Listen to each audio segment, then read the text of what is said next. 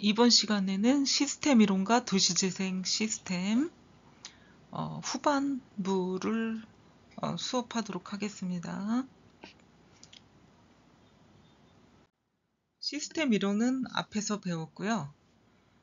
후반 도시재생 이론에 대해서 공부해 보도록 하겠습니다. 이 도시재생 시스템에서는 우리가 앞에서 배웠던 일반 체제의 모형과 도시재생 활동에 적합한 시스템을 가지고 도시에 어떻게 수행되는가 하는, 직접 그러니까 행동이 이루어지고 있는 과정을 얘기하는 거죠. 그 수행되고 있는가를 고찰하는 내용이 되겠습니다.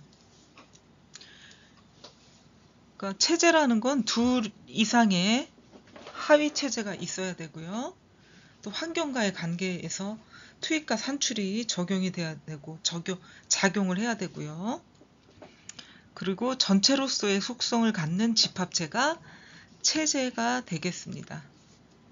이런 시스템 시각에서 도시재생을 어떻게 바라봐야 되나 하는 그런 문제를 다루고 있는 게 도시재생 시스템이라고 볼 수가 있겠습니다. 그 도시재생은 외부 환경에 대해서도 적절히 변화를 해야 되고요. 또 만약에 도시재생의 외부 환경에 대한 변화가 적절하게 대응하지 못했다면 낙후가 되거나 쇠퇴가 되겠죠.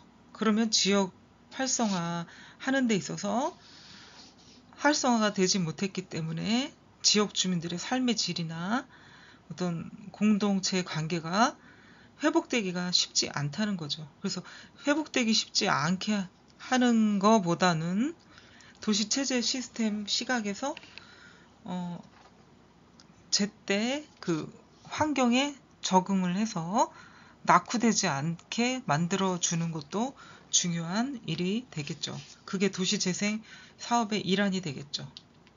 그래서 도시재생 사업을 담당하는 조직과 지원책은 어떤 게 있는지를 한번 알아보도록 할게요. 그럼 도시재생 사업 담당 중심 조직과 지원체제는 중앙정부, 지방자치제에서 지방자치제 시행이기 때문에 중앙정부와 지방자치에서 조달을 하게 되겠죠. 조달과 조직체계가 있다고 할 수가 있죠. 또한 각 지방자치에서 도시지원 활동을 전담하는 도시재생 지원센터가 있어요. 그래서 그곳에서도 이제 논의가 돼 볼 수가 있죠. 그래서 도시라는 데는 시민들과 또 시민과 어우러지면서 지역의 대학, 지역의 산업, 시민단체와 미디어들 이런 것들이 상호 작용을 하면서 그 지역의 새로운 이미지를 창출하고요. 도시 인프라 하면은 교육, 교통, 상하수도, 또 크게 기반시설이 있죠. 도시 인프라, 교통, 교육, 상하수도, 기반시설 이런 것들이 작용을 하는 게 이제 도시재생이다라고 볼 수가 있겠습니다. 그리고 또한 환경으로부터의 자원이나 정보나 에너지, 물질 등을 투입을 받아서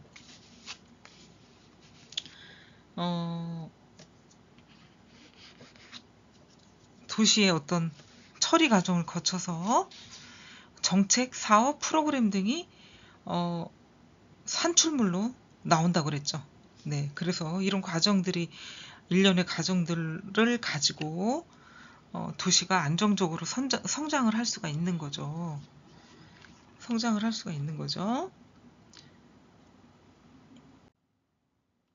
반면에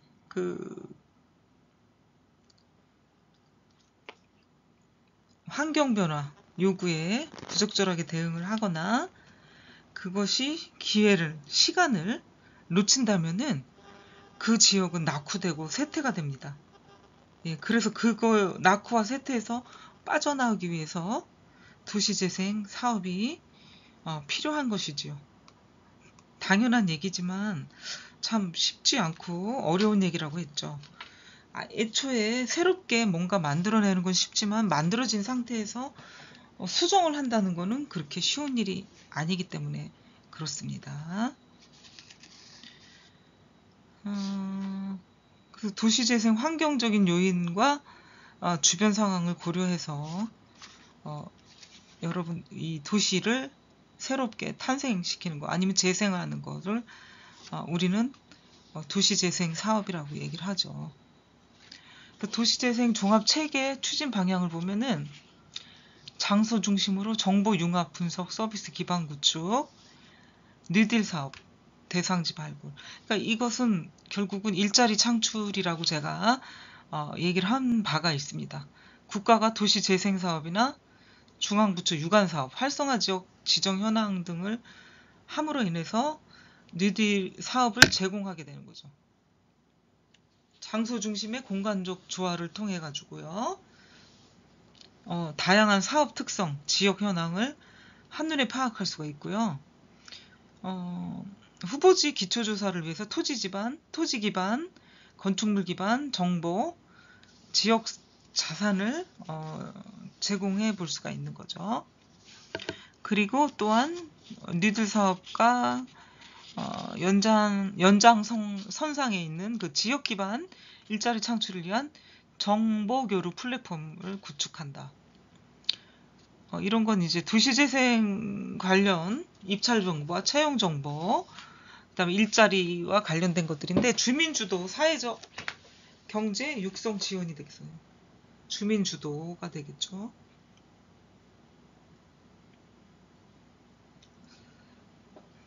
사회통합과 상생협력을 위한 소통 플랫폼 구축을 한다. 공동체에 대한 재생, 주민 간 상생, 협력을 할 필요가 있는 거죠. 탑다운에서 버턴업 방식으로 나누게 되는 거죠. 그러니까 중앙주도는 탑다운이라고 하고요. 지역의 어떤 주민주도는 버턴업이라고 하죠. 예, 그래서 이런 방식으로 이제 점차 바뀌어 나가고 있죠. 소통 역할 강화를 위한 도시재생지원센터, 그 관계자들이 있을 텐데 거기는 이제 코디네이터, 전문가, 사용자 그룹 이런 것들이 생성이 되겠죠. 도시재생 종합정보체계 구성도를 보면은 사용자들이 있죠. 업무 담당자, 지원센터 관계자, 또한 도시재생 전문가들이 있어야 되겠고요. 앞서 얘기한 코디네이터, 지역활동가, NGO 그룹, 그다음 도시재생 경제조직, 도시재생 공동체, 지역주민이 있고 일반 시민이 있겠죠. 온라인과 오프라인의 연계가 필요하죠. 온라인은 국토교통부 V월드 서비스가 있고요. 여기는 뭐 지도들도 있겠죠. 그 다음에 용도지역, 용도구역, 도시계획시설, 택지개발, 지구 이런 것들이 나오고요. 국토교통부의 그 국가공간정보 오픈 API가 있죠. 토지 특성 정보 서비스, 토지 이용 계획 정보 서비스, 건축물 연령 정보 서비스들이 있고요. 오프라인은 LH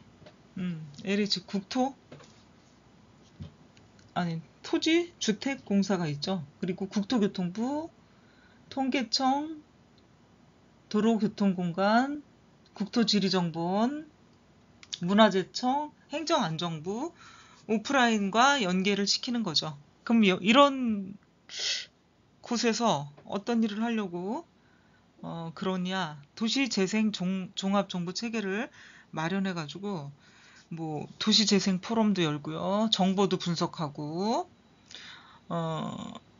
어반 대시보드라고 해가지고 도시의 어떤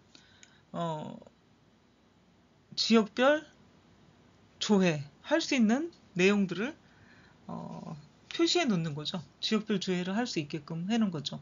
도시재생 사업 현황, 도시재생 지표 이런 것들. 전자정부의 어떤 웹 GIS 기반을 해가지고 지역의 자산이라든가 GIS 아시죠? 그래픽 인포메이션 시스템이니까 그 지역의 어떤 정보, 지리 정보에 관한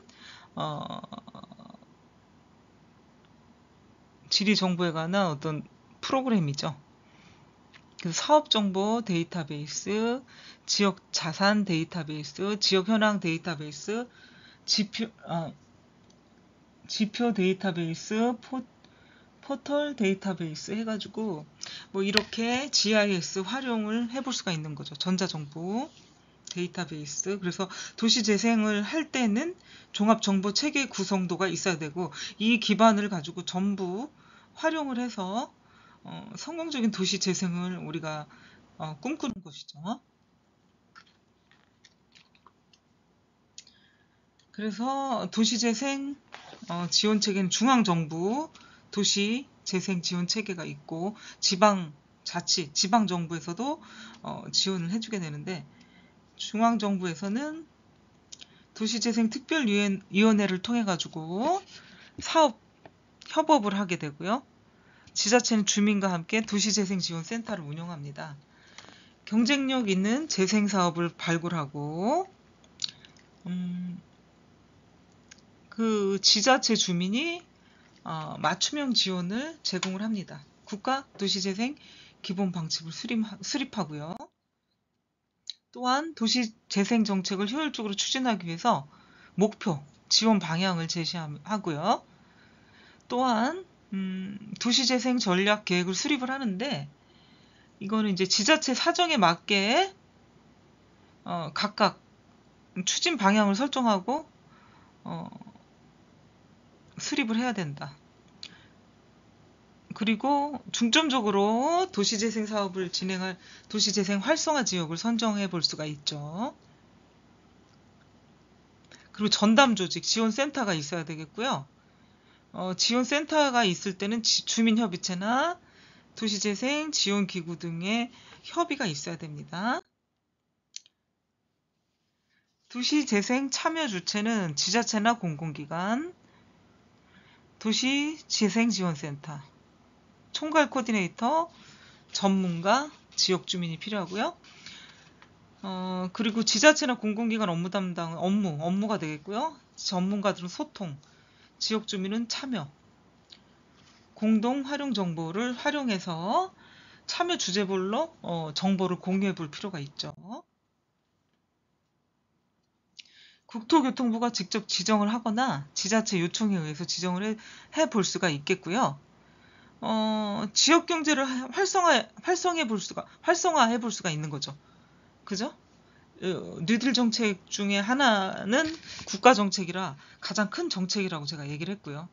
마을 만들기 사업은 가장 작은 정책이라고 얘기를 했어요. 도심 재생에서도요. 그래서 전국적인 도시 쇠퇴를 브레이크를 건다. 제어한다는 건 뭡니까? 결국 통제. 그러면 이거는 도시 쇠퇴는 부정적인 엔트로피잖아. 부정적인 면이 있죠. 모두 부정적인 건 아니지만 부정적인 요소가 많기 때문에 이 부정적인 요소를 좀 제어하자. 국민의 삶의 질이 좀 좋아져야 된다. 보장을 해야 된다. 국가에서는 주거지 정비, 상권 활성화. 그래서 우리가 중심 업무지구, 중심 상업지구, 그 다음에 중심 복합 업무지구 해가지고 주거지와 상권이 같이 혼재되어 있는 게 주상복합이라고 얘기를 하잖아요. 그래서 그런 것은 좀 용적률을 더 많이 주겠다. 이게 이제 역세권 활성화 방안 해서 공공개발, 그 다음에 서울시에서 뭐 신통기획 뭐 이렇게 나오는 게 있는데, 그렇게 역세권 재개발, 역세권 개발 뭐 이런 것들이 있습니다. 근린재생은 어떤 지역이 주도적으로 사업을 추진해야 하고요. 근린재생용 도시재생 뉴딜 사업이기도 하고 지자체와 공동체가 중심이 됩니다.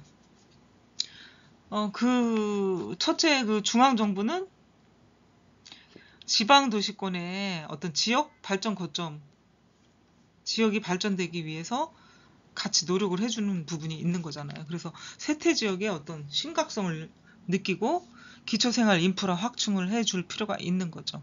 그러니까 인프라라는 거는 개인이 할 수 없는 거죠. 인프라 중에 하나가 기반시설이고 교통, 교육, 통신망이라고 했잖아요. 굉장히 돈이 많이 들어가고 기술을 요하는 어떤 시설들이기 때문에 개인이 하긴 힘들어요. 예, 돈도 많이 들어가고요. 예, 이런 것들을 선택과 집중을 해가지고 전략을 잘 짜야 된다. 두 번째는 지방 거점 도시의 구도심들이 많은데 거기에 또 국공유지도 있을 수가 있어요. 국공유지를 적극적으로 활용해보자. 아무래도 그렇게 국공유지를 활용하게 되면은 그 국공유지를 활용하는 입장에서는 굉장히 저렴하게 활용을 할 수 있으니까 사업장을 만든다든가 사업을 하겠다, 그 땅을 활용하겠다 하면 굉장히 작은 비용으로 활용도가 굉장히 높다고 볼 수가 있겠죠. 수익성은 커지고 활용도 높아진다. 예, 그래서 국공유지를 활용해 본다. 국공유지가 좋은 땅도 있지만 좀 외진 곳에 있는 땅도 있기 때문에 그런 곳을 어떤 아이템으로 사업을 할 건지 아니면 어떤 아이템으로 건축물을 지을 건지에 따라서 수익성이 많이 달라지죠. 세 번째는요. 쇠퇴한 지역이 좀 있는데 좀 심각하게 쇠퇴했다, 낡았다, 오래됐다, 퇴보했다고 볼 수가 있겠죠. 이런 데는 뉴딜 사업하고 생활 SOC 확충 사업을 연계해서 추진해 볼 필요가 있다는 거죠. 도시재생 사업을 추진해 볼 필요가 있다. 네 번째는 도시재생의 지역 주도를 좀 강화하기 위해 가지고 지역이 자율적으로 참여할 수 있게 포괄 보조금을 주는데 이건 지자체가 선택을 할 수가 있게 만들었죠. 지역 자율개정 포괄 보조금인데 지자체에서 선택을 할 수 있게 만들었다 하는 내용이 되겠습니다.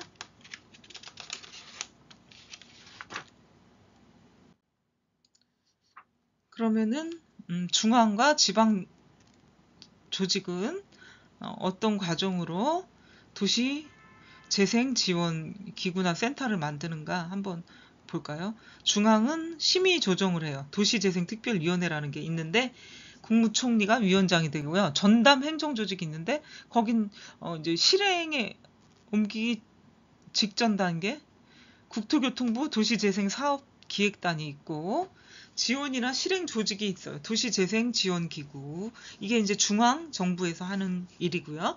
지방정부는 지방도시재생위원회가 있습니다. 심의를 하죠. 심의 조정을 하고요. 전담 행정조직이 있는데 지자체 전담 조직이 되겠습니다. 여기도. 지원 실행 조직은 도시재생지원센터, 시군구, 뭐 화성시, 뭐 이렇게 되겠죠. 그래서 이제 도시재생지원센터는 지방은 이런 도시재생지원센터라고 얘기를 하고요. 그럼 활성화 지역과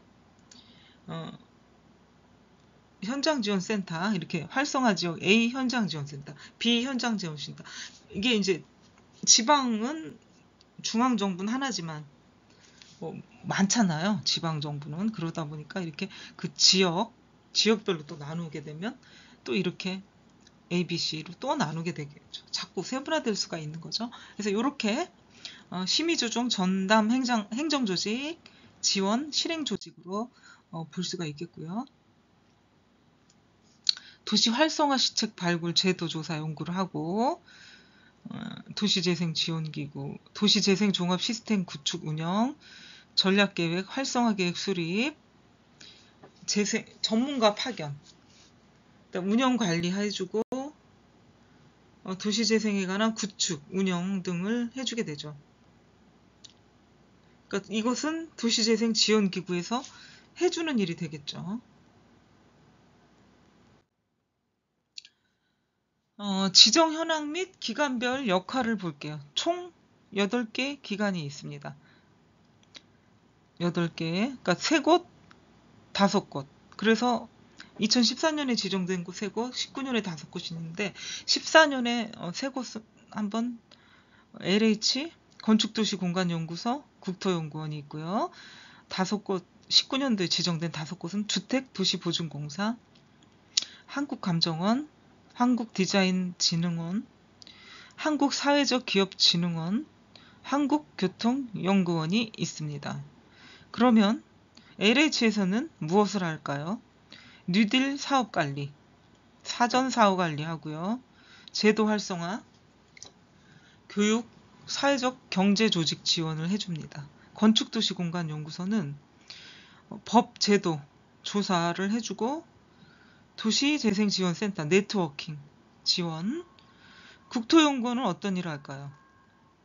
도시재생의 법과 제도, 조사, 활성화, 시책 연구를 하고요. 연구, 도시재생지원센터, 네트워킹 지원을 하고요. 그럼 19년도에 지정된 주택도시보증공사는 주택도시기금 관련 업무, 돈이죠, 돈, 대출, 보증, 사회적 경제주책 육성 이런 일을 하고요. 감정원은 빈집 및 소규모 주택정비사업 정책지원 및 상담과 교육을 합니다. 디자인진흥원은 서비스 디자인, 주민참여 프로그램 사업 운영을 하고요. 한국사회적기업진흥원은 기초생활 인프라 운영관리를 위한 마을관리 협동조합 육성, 한국교통연구원, 도시재생교통연구원이 되겠죠. 교통시설, 철도, 환승센터 이런 거를 모델을 발굴을 합니다. 모델을 발굴하는데 이런 도시재생의 8개 기관에 하는 일이 되겠습니다.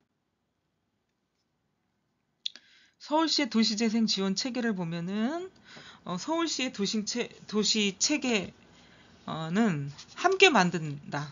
주민하고 민간이 행정이 함께 계속 만들어 나가는 환경 조성을 한다.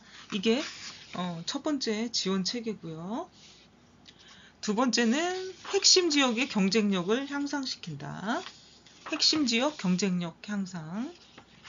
셋째는 함께 행복한 세태 근린 지역의 삶의 질 제고를 한다. 이렇게 서울시의 도시 재생 지원 체계를 여러분들과 봤고요. 또 인천시의 도시 재생 지원 체계를 한번 보도록 할게요. 인천다움을 강화하기 위해서 역사, 문화, 환경 재생을 한다. 이렇게 볼 수가 있고요. 4차 산업에 대비해서 스마트 산업, 산업 공간 재생을 하겠다. 이렇게 얘기를 하고 있죠. 그리고 지속 가능성을 확보하기 위한 주거지 재생을 만들겠다. 이렇게 얘기하고 있죠. 다음은 경제 생태계 구축을 해보겠다. 경제 생태계 구축을 해보겠다. 그리고 주거지와 공동체 회복을 통한 삶의 질 개선 사업을 핵심 과제로 지금 삼고 있죠. 인천에서는. 그래서 이러한 사업으로 낙후 세태 지역을 발전시키는 거죠. 유휴 공간을 활용하고 또 네트워크를 구축해가지고 지역 활성화를 하기 위한 방안으로 삼고 방안으로 삼고 있죠.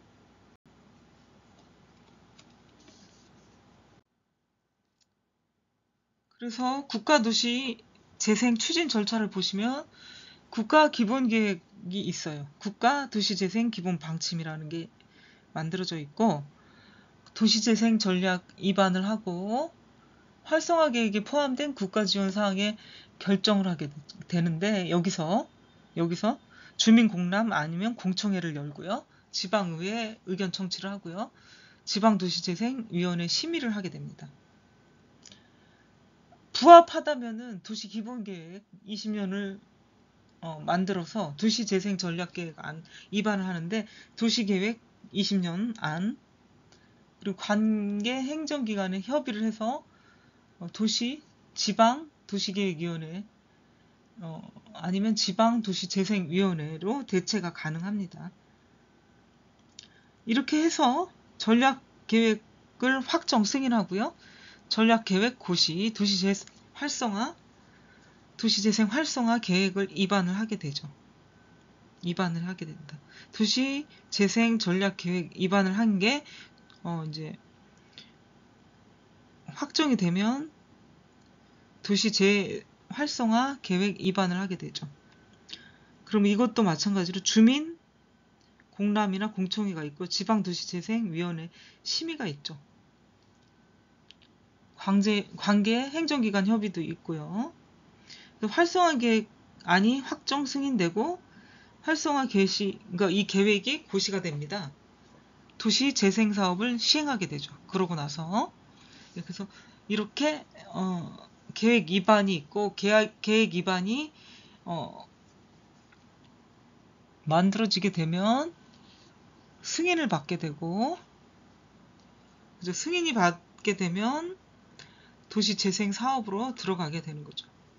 승인 고시가 되고 도시 재생 사업 시행.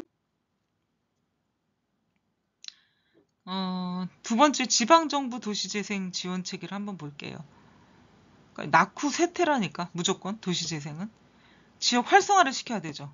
지역 활성화가 돼야지 상권도 살아나고 사람도 모이고 그러면서 돈이 모이기 시작하는 거죠.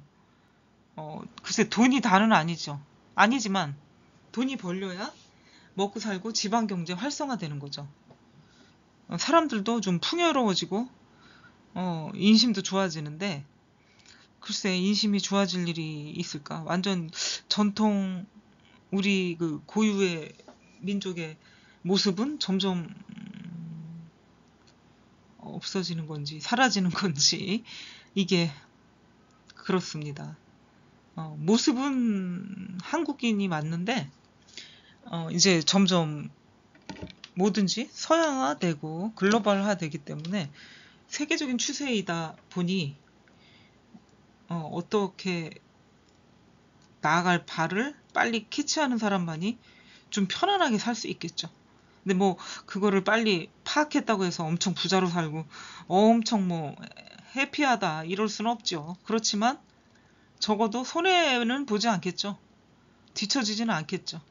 예, 그러니까 이리 갈까 저리 갈까 갈팡질팡 하시는 분들도 있지만 최소한의 어떤 상황 파악은 해볼 필요가 있는 거죠. 당연히 도시 재생이라는 건 삶의 질 향상과 공동체의 관계 회복. 오늘날에 이게 가장 중요한 부분이 아닐까. 옆집에 누가 사는지도 몰라요. 공동체는커녕 뭐 대화도 안 되고 누가 사는지도 모르기 때문에 이런 문제에 있어서 이제 커뮤니티가 굉장히 절실하게 필요하다. 도심에서도 지방 도시에서도 마찬가지라는 거죠. 이런 부분이 심각하기 때문에 도시 재생을 해서 이득을 보고 새 집에 산다는 기쁨만 생각하기보다는 서로 같이 살 수 있는 사회가 돼야 되고 적어도 옆집에 누가 사는지 정도는 알아야 되는데 그것이 실종이 됐다 이 말씀이죠. 예, 여러분들은 부디 옛날로 조금씩 회귀하는 삶을 살았으면 좋겠어요. 또한 도시재생이 이제 주민과 시민, 국민들이 주도가 돼야 되죠. 탑다운이 아닌 보텀 방식이 돼야 된다고 그랬죠. 네, 그래서 의견 반영, 사업 목표 설정을 볼 필요가 있고요. 의견이 있으면 좋겠죠. 여러 사람 의견을 듣다 보면 좋은 아이디어가 나오게 돼 있거든요. 그래서 주도권과 재량을 지자체한테 부여하겠다. 이것이 바람직하다. 중앙에서 하는 것도 한계가 있고 전국 뭐 우리가 이제 8도였죠. 예전에는 8도라고 하지만 뭐 남만 사우스 코리아만 해도 많은 시도가 있어요. 서울시 빼고 6대 광역시에다가 또 특별 자치시가 있잖아요. 6대 광역시와 특례시가 있고 이러다 보니까 엄청난 큰 도시로 자꾸 메가 시티로 돼가고 있기 때문에 중앙정부에서 다 통제를 못합니다. 예, 여러 가지 의미로 지방정부에서 권한을 갖고 재량권을 갖고 도시재생을 추진하는 것이 바람직하다. 이렇게 판단을 하죠. 그래서 도시재생은 또 의미가 있어요. 인구 감소나 산업구조가 변화가 됐다거나 도시의 무분별한 확장. 그래서 신도시도 어떻게 보면 필요하지만 도시의 확장이죠. 필요를 하기 때문에 했지만 무질서한 개발이 있었죠. 한동안은. 지금은 많이 안정이 됐다라고 볼 수가 있겠습니다. 1기, 2기 신도시와 미니 신도시들이 많이 안정이 됐다. 이제 3기 신도시를 기대하고 있는 거죠. 주거환경 노후화 때문에 도시재생이 필요한 것이고 일자리 창출도 필요하고요.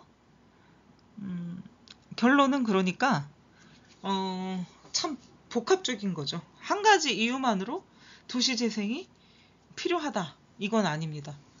경제, 사회, 인구, 문화, 환경 모든 것에 필요로 하는 게 도시재생이기 때문에 참 필요하고 큰 사업이다. 그렇지만 시간이 많이 걸릴 수도 있다. 결국은 도시재생 활성화 지원에 관한 특별법이 만들어지게 되는 거죠. 그럼으로 인해 그래서 이제 도시 세태 지표도 이렇게 나오죠. 가장 큰 것은 인구 감소, 사업체 수 감소, 생활 환경이 악화됐다. 이런 부분이죠. 20년 이상은 너무 많지만 이거 도시재생이나 30년은 써야 될 것 같아요. 20년은 짧습니다. 20년도 인테리어나 리모델링 살짝 하면 엄청 새집이 돼요. 내부는. 외부는 페인트 칠 한 번 하면 새집같이 돼버리고요. 물론 하수관, 오수관 그리고 여러 공용 부위나 낡은 부위가 생기긴 해요. 근데 20년 가지고 도시재생을 하거나 재건축 재개발한다는 건 조금 낭비입니다. 저는 적어도 30년 정도 돼서 하는 건 괜찮다. 20년은 충분히 쓸만합니다. 최소한 30년은 돼야죠. 예, 도시 세태 지표인데 지금 전국적으로나 서울시만 봐도 노후 건축물이 50% 이상이 됩니다. 20년 이상. 관리를 잘하면 20년 이상도 10년, 15년 정도밖에 안 돼 보인다. 관리의 문제도 있죠. 그래서 도시전략 계획을 수립할 때 어떤 걸 고려해야 되냐. 도시 성장이나 쇠퇴 원인, 지역의 역사 문화, 지리적 특성, 그리고 어떤 목표들이 있을 때 과제가 생기잖아요. 도시 공간상에 배치해서 도시재생의 개념과 방향성을 제시를 해줘야 되고요. 그 도시재생 공간적 범위도 정해야 되는 거죠. 공간적 범위. 또 우선순위가 있는데 아까 얘기했듯이 20년 이상인데 50%가 된다고 했는데 적어도 30년 이상 된 노후된 건물과 도로가 좁은 지역, 침수되는 지역, 정말 삶의 질이 현저히 떨어지는 지역을 중심으로 하게 될 수밖에 없는 거죠.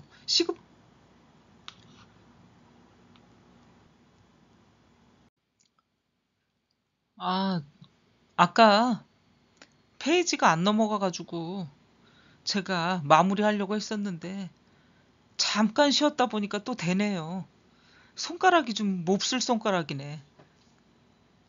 그거를 뒤로 넘기는 걸 손가락이 좀 실수를 했나 봐. 힘을 주니까 더 안 되네. 부드럽게 타치를 탁 해야 되는데 그게 잘 안 되는 관계로 끝난 줄 알았습니다. 저도 아직 그 7 정도의 PPT가 남아있으니까 조금만 힘을 낼까요? 우리 조금만 예, 그리고 도시재생 전략계획 수립 절차를 보면은 기초조사 단계가 있고요. 아까 뭐 먼저 살짝 얘기한 부분도 있는데 이거는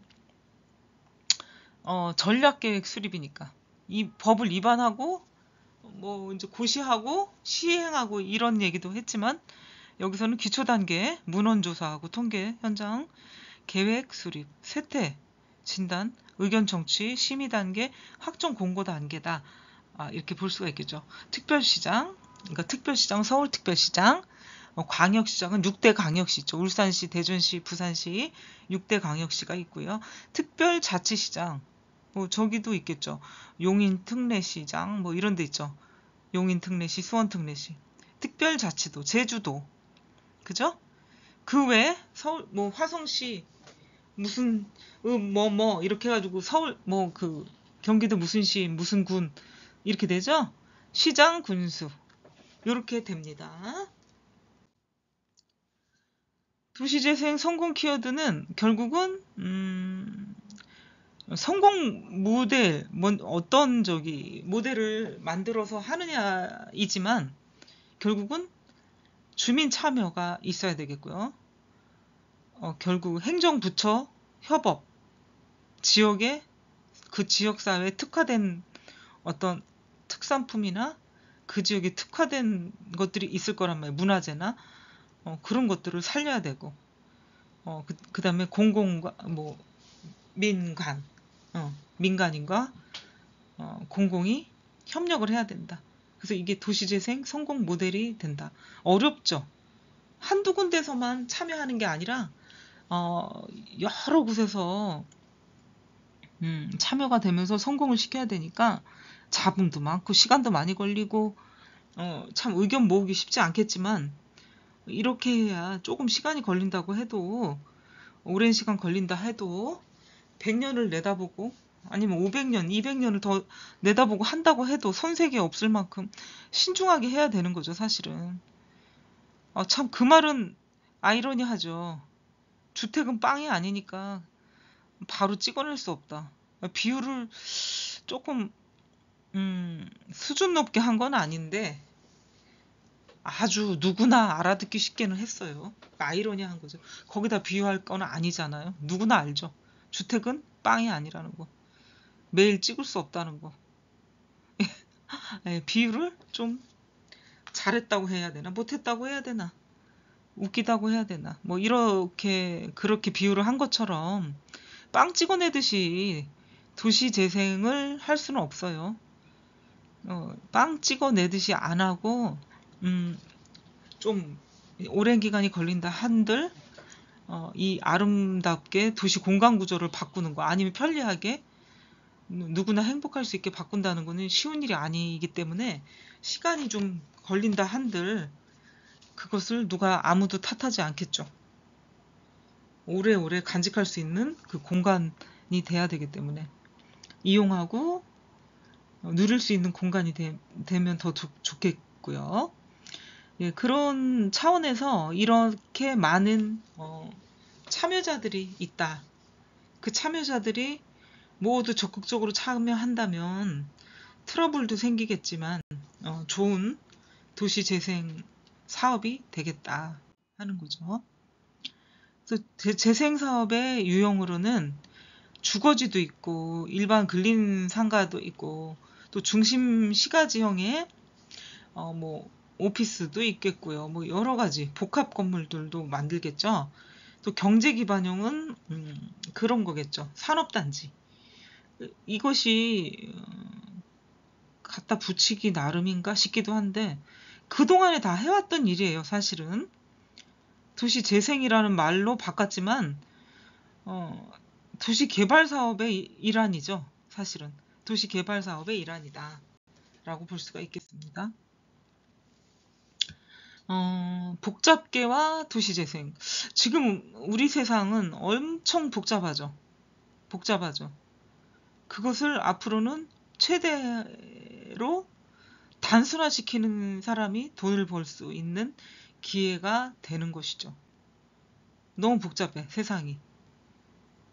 그래서 우리가 이제 어느 때는 물건이 없어서 사지 못했던 시대도 있었는데 우리나라에서는 이제 시간이 흐름에 따라 물건이 너무 넘쳐나요. 돈이 없고 돈만 있으면 살 수 있는 시대가 됐기 때문에 뭐든지 넘쳐나는 시대가 됐어. 그래서 이제는 집안의 가구고 가전이고 생활용품이고 최소한으로 가지고 살자. 미니멀리즘이 됐죠. 또 오히려 예, 그렇게 이제 좀 단순화시키자. 뭐든지 복잡하면 생명 단축밖에 안 된다. 그리고 뿐만 아니라 돈을 지불해야 된다. 어떤 돈? 우리가 뭔가 내다 버릴 때도 돈을 내요. 쓰레기 종량제가 생긴 후로는. 예, 그렇기 때문에 뭔가 우리가 구매를 하는 순간 퇴물이 되는 순간 또 돈이 들어가요. 돈. 예, 그러니까 미니멀리즘을 외치게 되고 가장 단순하게 사는 게 행복하다. 건강의 지름길이다. 뭐 이렇게 볼 수가 있겠죠. 점점점. 20세기까지도 굉장히 산업이 많이 발전했고 발전하고 있었고 빠르게 세상이 변했고요. 21세기는 말할 것도 없죠. 밀리니엄 해가지고 2000년이 딱 들어서면서 이제 우리는 21세기를 맞이하게 됐던 거죠. 예, 그랬죠. 빠르고 아주 그냥 복잡하게 변하는데 옛날에 1세대 그럼 30년을 지칭했고요. 12개월은 1년이고 쌍둥이도 차이가 있다는 얘기를 하는 거지. 1세대는 30년이지만 지금은 1년에 불과하다. 쌍둥이도 세대 차이가 난다. 이 말을 하는 거죠.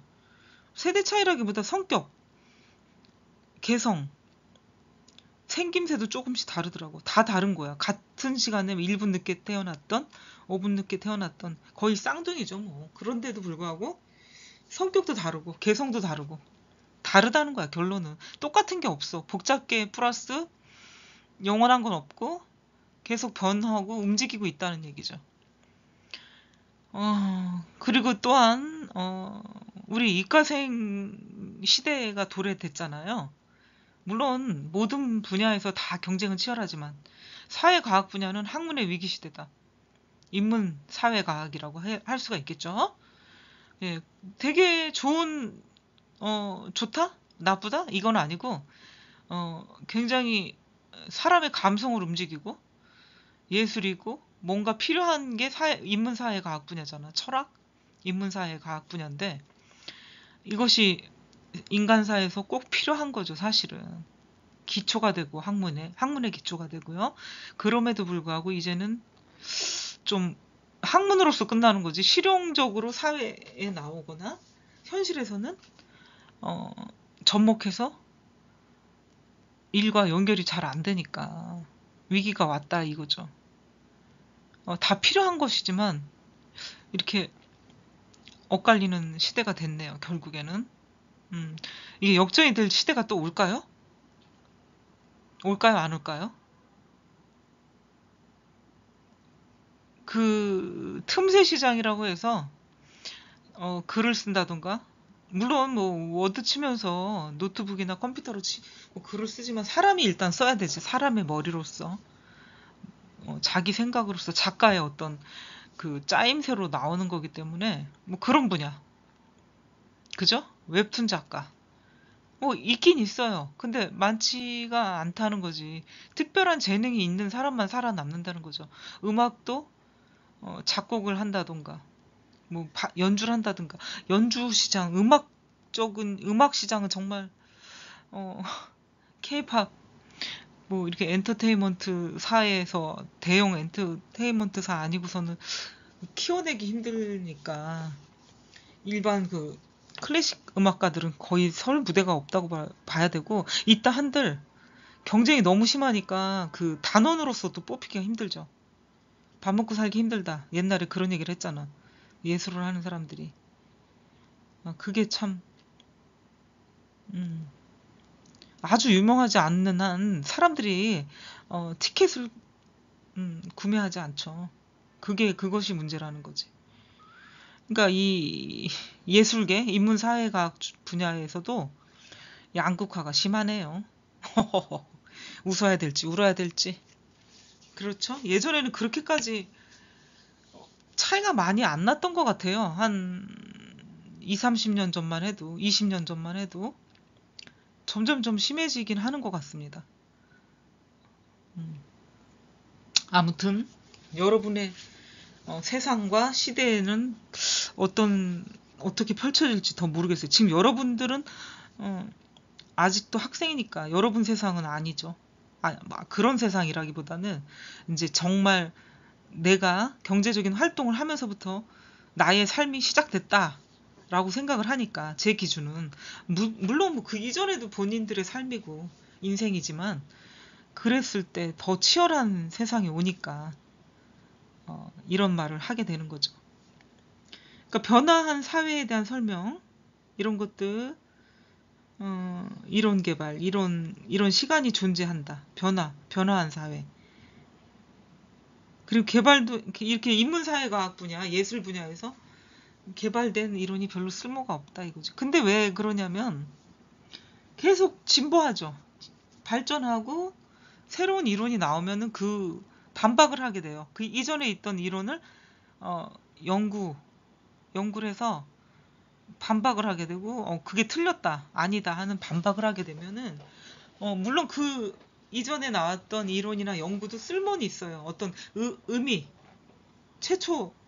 최초의 이론이다 아니면 그것이 공헌을 했다 그러면은 의미가 있어. 근데 그 후에 또 공헌이나 최초의 이론이라 하더라도 그것의 반박에 대한 분석이 나오거나 연구가 나오면 새로운 것에 또 밀릴 수밖에 없는 거죠. 우리가 신제품하고 똑같은 거예요. 학문도 영원한 건 아니다.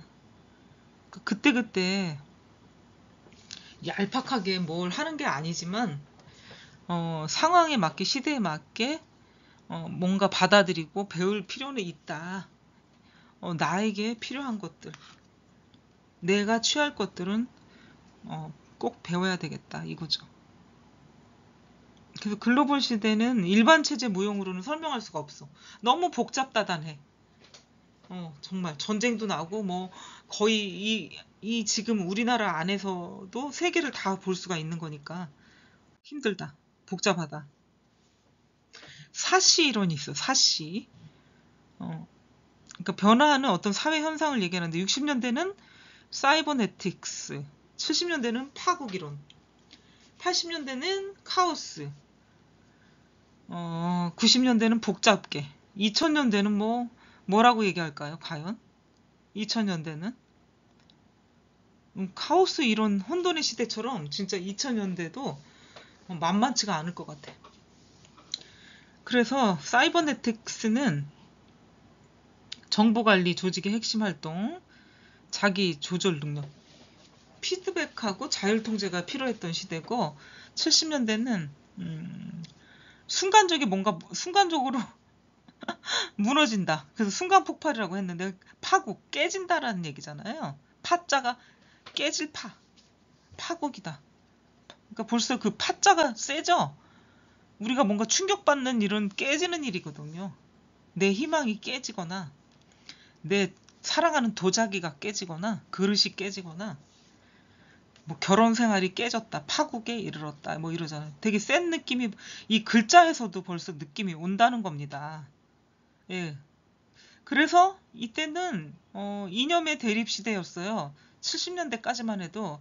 그런데 그 89년도에 동구권 붕괴, 프랑스 혁명, 촛불 집회 이건 다 붕괴고 깨지는 거야. 물론 시대는 좀 다르지만 이런 게 파국이라는 거죠. 뭔가 대통령 정권의 위협이 가해지면서 대통령 자리에서 물러나게 되는 게 이제 이게 보통 일입니까? 엄청난 힘이 모여서 파국을 만든 거죠. 80년대 혼돈의 시대를 카오스 이론이다 이렇게 얘기하는 건데 어떤 조그만 초기에 조그만 미세한 차이로 이 미세한 차이가 쌓이고 쌓이다 보니까 극심한 차이로 벌어진다. 그래서 우리가 물방울이 바위에 똑똑 떨어지면 바위에 구멍이 난다고 하죠. 그러니까 이게 뭐냐, 미세한 차이가 나중엔 큰 차이로 변하는데 우리 삶도 마찬가지라는 거죠. 결국 우리 삶의 어떤 경험담을 여기에 이론에 접목을 시킨 것 같습니다. 90년대는 복잡계 이론인데 너무 무질서, 비선형, 뭔가 이렇게 정상적으로 흘러가는 것 같지가 않다는 거지. 예, 이렇게 해서 4개의 이론이 나왔다. 60, 70, 80, 90년대에. 그럼 복잡계하고 도시재생을 보면은 아까도 우리가 도시재생을 해서 성공하기까지는 수많은 조직과 수많은 사람들과 어떤 단체들이 모여가지고 협력을 해야 된다고 그랬잖아요. 전체성이라는 게 제대로 살아나려면 그 수많은 이름 없고 내세우지 않는 사람들의 힘이 또 필요한 건데 굉장히 살아있는 유기체라는 거지, 도시라는 건. 다양한 개별 활동이 모여가지고 하나의 작품을 만들어 놓은 거죠.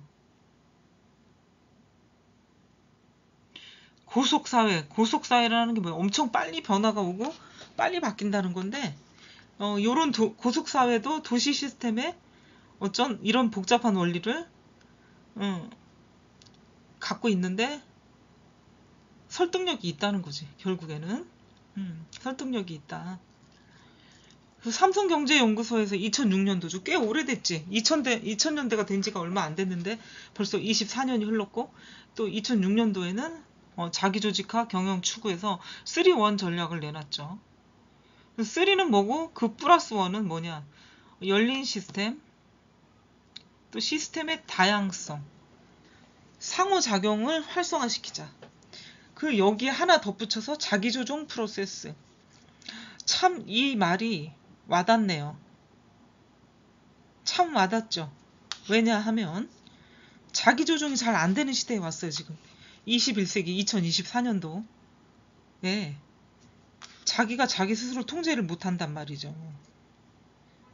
물론 그 몇천 년, 몇만 년 전에도 자기를 조종 못했던 이유가 있었겠지. 근데 그거는 우리가 스스로 좀 더 발전하고 좀 더 잘해보려고 그러고 잘 살아보려고 했던 사람들이 내 조종이 잘 안 돼서 괴로워했던 거지. 조금 뭐 이렇게 극단적으로 가려는 자기 조종이 안 됐던 건 아니었거든요. 긍정적인 자기 조종이 안 됐던 거고 요즘은 약간 부정적인 자기 조종, 부정적인 쪽의 자기 조종을 조차 안 되는 것 같아요. 저 이전의 세대분들은 긍정의 자기 조종이 안 돼서 괴로워했던 거지. 좀 빨리 일어나야 되는데 왜 안 될까? 돈을 더 많이 모아야 되는데 왜 안 모아질까? 공부를 더 잘해야 되는데 이거밖에 안 돼? 이러면서 좀 괴로워했던 거죠. 자기 조정이 안 됐다고 생각을 하는 거죠. 내가 게을러서, 내가 안 해서. 책을 많이 안 읽었나? 머리가 나빠서 그러나?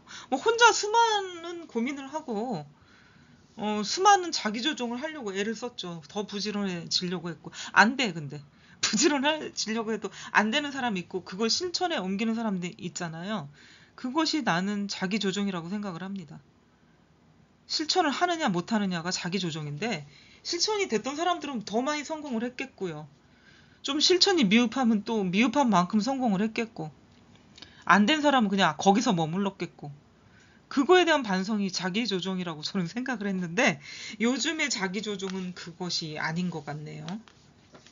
조금 극단적인 그런 것으로 흘러가니까 조금 안타깝네.